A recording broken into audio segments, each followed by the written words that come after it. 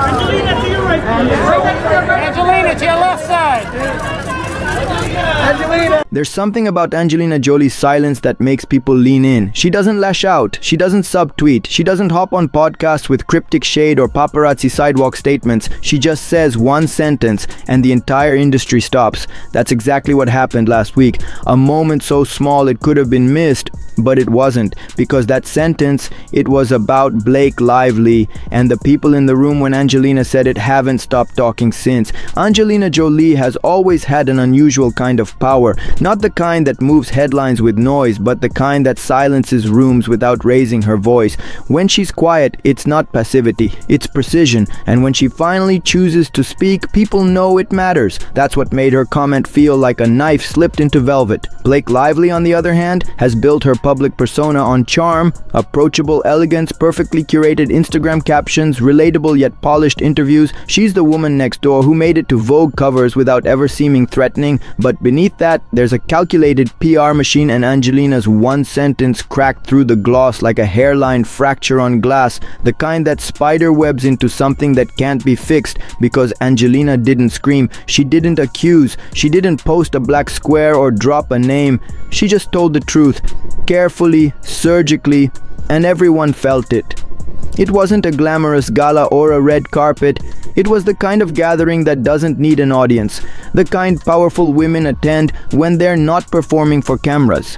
The Artists for Ethics Summit was held in a private Beverly Hills residence. No PR teams, no stylists, no photo walls. The air smelled like eucalyptus and sage. The tone was hushed, serious, invitation only.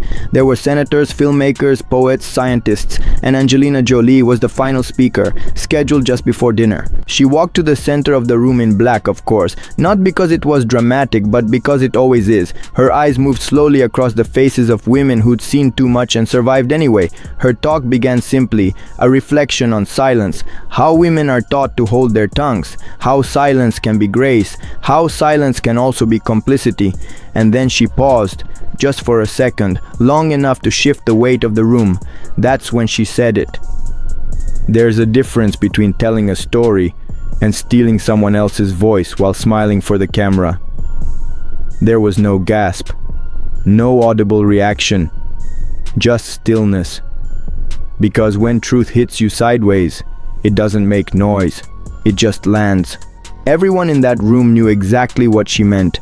She didn't have to explain, she didn't have to follow it with accusations or anecdotes. The sentence carried everything, the betrayal, the fatigue, the quiet fury. It wasn't about one moment either. It was about a pattern, a legacy chipped away not by loud enemies but by the smiling, pastel-tinted kind. And Angelina, with all her restraint and history and gravity, had finally decided she wasn't going to let it slide this time. Just 3 days before that summit, Blake Lively had launched Homebound, a new campaign/charity/brand partnership that promised to bring awareness and support to displaced women in war zones. The launch was beautiful, as always. Soft, earth-toned photos, a short film narrated in Blake's signature honey-dipped cadence, and carefully worded messaging about restoring dignity.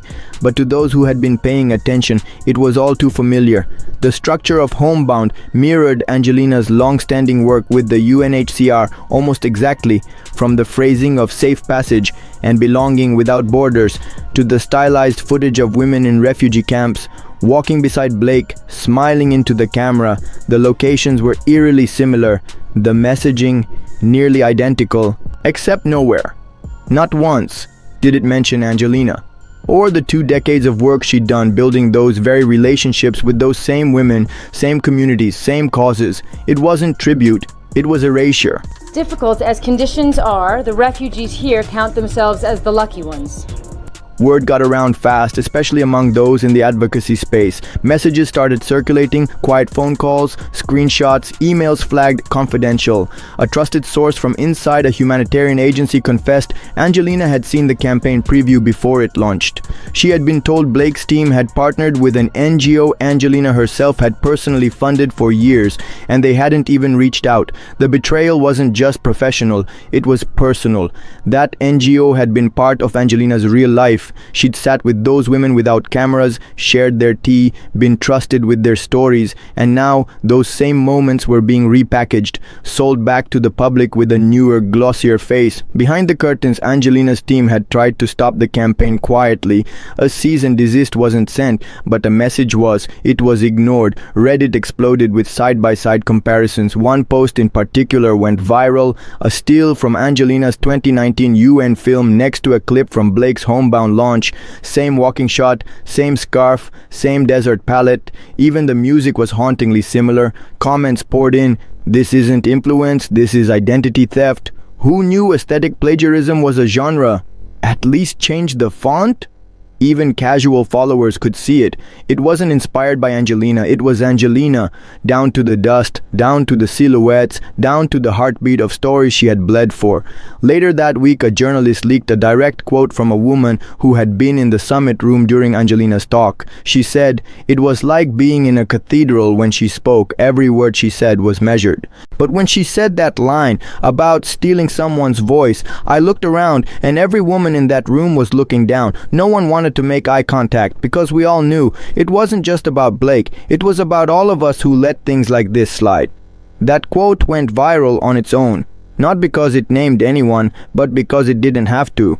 What started as a murmur quickly became a reckoning. The summit speech had only been heard by a handful of people in a private room a day, but the weight of Angelina's words had no walls. Within days, subtle movements began across the industry, not with thunder, but with the unmistakable hush that comes before a storm. Publications that had planned glossy pieces on Blake's humanitarian project quietly removed the features from their editorial calendars. Scheduled interviews were postponed indefinitely. A cover story was scrapped mid-design. The most telling signs weren't public statements. They were the sudden silences. It is a myth that rape is an inevitable part of conflict. Fashion houses that once draped Blake in custom gowns stopped tagging her.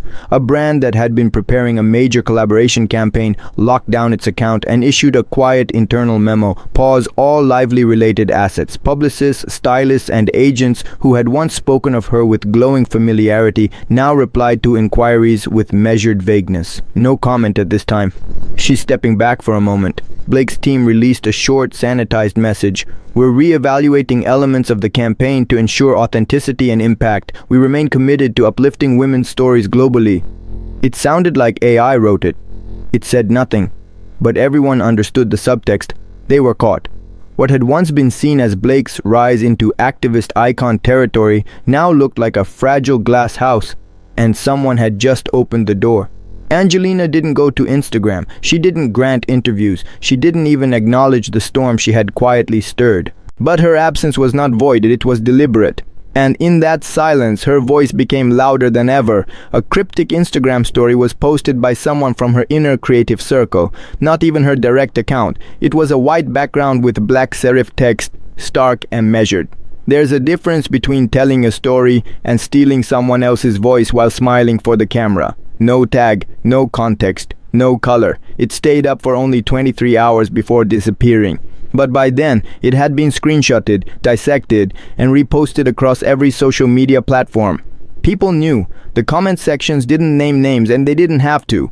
The power wasn't in calling someone out. It was in making sure the right people heard it and felt the chill. Angelina knew better than to fight noise with more noise. She let the silence do the slicing. It didn't take long for the internet's archivists to begin pulling receipts. The past had not disappeared, now it had simply been resting. Someone unearthed the 2015 op-ed Angelina wrote for The Guardian, speaking about her work with refugees, her frustration with performative activism, and the quiet dignity of those who had lived through the worst.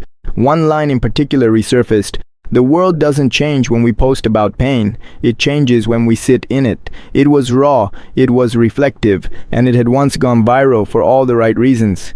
Then someone placed that side by side with a 2022 Instagram caption from Blake, written during one of her first public-facing humanitarian events. It read, "The world doesn't change when we look away. It changes when we care beautifully." The difference was obvious. So was the echo. People began pointing it out, not aggressively, but with disbelief. It wasn't that Blake had tried to emulate Angelina.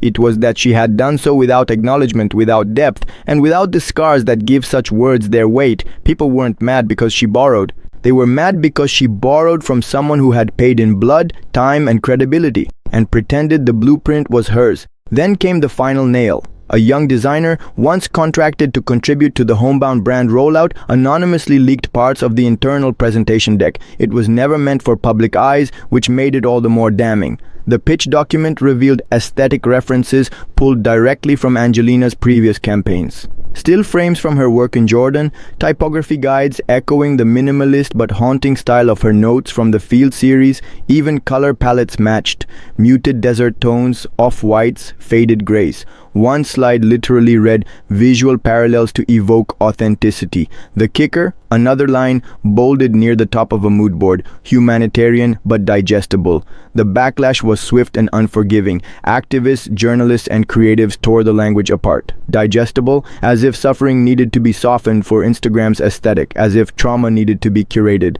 Angelina never said a word. She didn't need to. A clip began resurfacing on a podcast Blake had recorded just a few weeks before her Homebound launch.